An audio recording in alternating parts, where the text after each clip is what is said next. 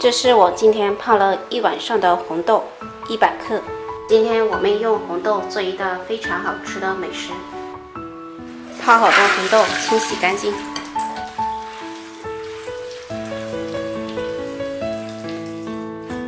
洗好的红豆倒入电饭锅中，加入没过红豆2公分的水，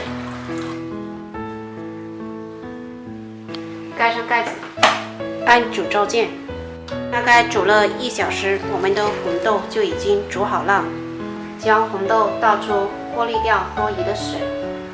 红豆水不要倒掉，留着备用。回头做一个红豆血糕。过滤好的红豆装碗中，将红豆倒2勺出来。回头做一个糯米红豆血糕。剩下的红豆180克，倒入1勺白糖，搅匀。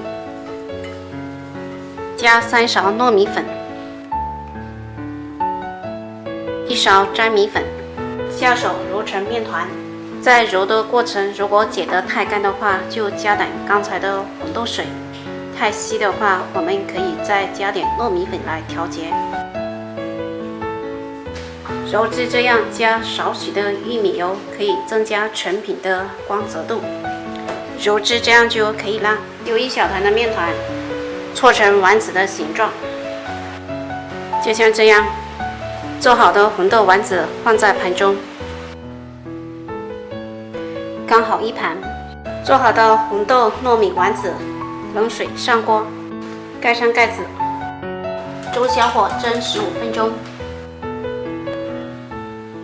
时间到，关火，打开盖子，非常的光亮漂亮哦。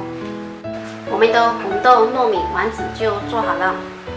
红豆的香味非常的浓郁，软软糯糯不粘牙，而且甜而不腻，非常的好吃。喜欢的朋友可以在家试一下。